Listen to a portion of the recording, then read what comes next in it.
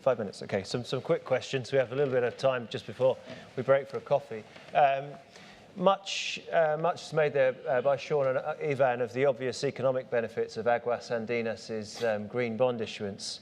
But I'd like to ask Ivan if they had any experiences of the softer or the more media or the more communicational positive aspects of issuing the green bond, because obviously it gave you some very high-profile media. As well, I don't know if it's working. Yeah. Yep, it is. The reaction of the media was amazing.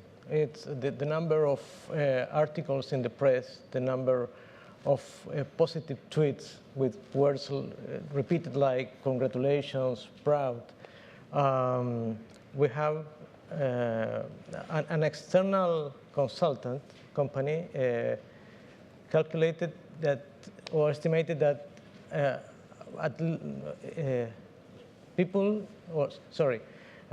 up to 2.4 million people could have read about the green bond. Wow. It's amazing. Probably that reflects the interest of the society in this way of doing business, in this way, to have more sustainable business in general. So your cheapest debt issuance in 4 years. Sorry? Your cheapest debt issuance in 4 years and a positive media message to 2.4 million people. So you must be very happy with that. Yes, very happy, of course. Okay, Charlie, has the pace of the green bond market's rise surprised you? Obviously, politically, we're not in the most concentrated effort on climate change time. We have issues in Europe that are well known. We have issues in the White House which are well known. And yet, during this period of relatively low political engagement, we've seen an exponential rise in capital flowing to the green bond market. And so that's not a policy. That's not the result of a policy. No, and not just in relation to bonds, but also into the equity space, to give you context. I think the one thing that people miss about this space is the technology change that's going on. Yeah. If I look back 10 years ago, the cost of solar energy has dropped 85%. Now, most people think, well, that's a lot. It's only just started. Back in the office, we actually track 27 different solar technologies beyond the current ones. And it just goes to show that actually this is not necessarily about the short-term political motivations or anything like that, that ultimately this is a technology change that's going on, where you can get access to cheaper energy, first and foremost, but it is also carbon-free, and then very often, very, very water light. Yeah. And I think that's the one thing we have to remember about the whole environmental space, just to finish off, is that it isn't about single issues.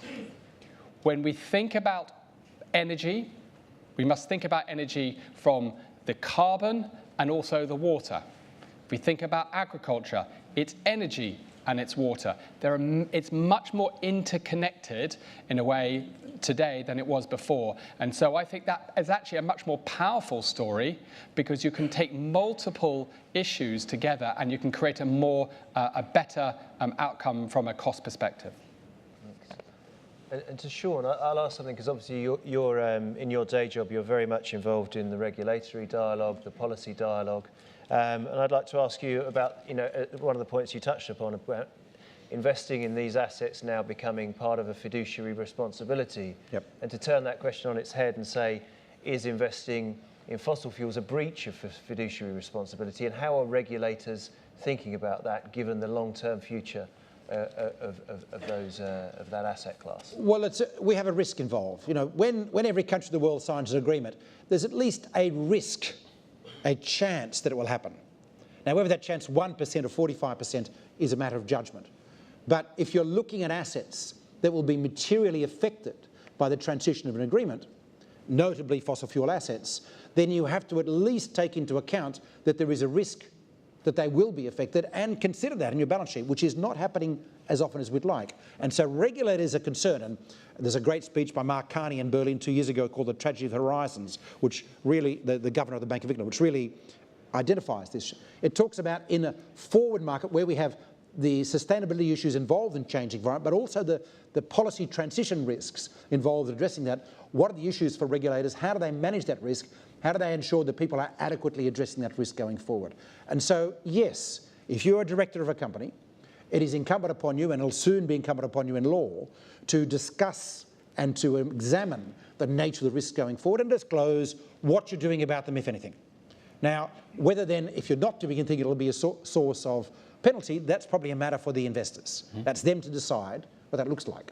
There's no suggestion in Europe there's going to be a fine slapped on you if you haven't actually taken it, but you do have to talk about what it is you're doing if you are addressing them. Now, clearly this is a big issue for stock exchanges in Europe, where we have a lot of fossil fuel-based companies. And those, one would argue, are inadequately priced when it comes to the nature of exposure. We have some companies, particularly in the coal sector in other parts of the world, which still are pricing the full value of their balance sheet of reserves of coal. Now, the IEA tells us they aren't going to be mined. They've got to stay in the ground. This isn't Greenpeace, this is the International Energy Agency telling us. So if they're saying to us, well, the very minimum as an investor, I have to start thinking, well, there's at least a risk that someone's going to do that, and what do I therefore put as a risk premium on the shares of that company, or how are they disclosing what they're doing about that risk? And that's the nature of the discussion. So, this is not just a few investors, by the way. We have signatories to various international statements on climate change needs addressing, amounting to about $60 trillion so far of assets under management globally. This is a large slab of the world's institutional investment market, which is where it basically sits, that are considering these issues. So when the Commission starts pushing on this door, they're not pushing on a closed door. They're pushing on a half-open door, which is broadly supported by the actions already by investors. What we're now trying to make sure is that people can't escape their obligations to properly examine long-term risk. Fantastic. So coming to a regulatory system near you soon. Well, look, I'm aware that we've run over a bit, and I'm also well aware of how much you guys enjoy coffee. So I think that's all from us. I'd just like to thank all three of you for your very interesting input.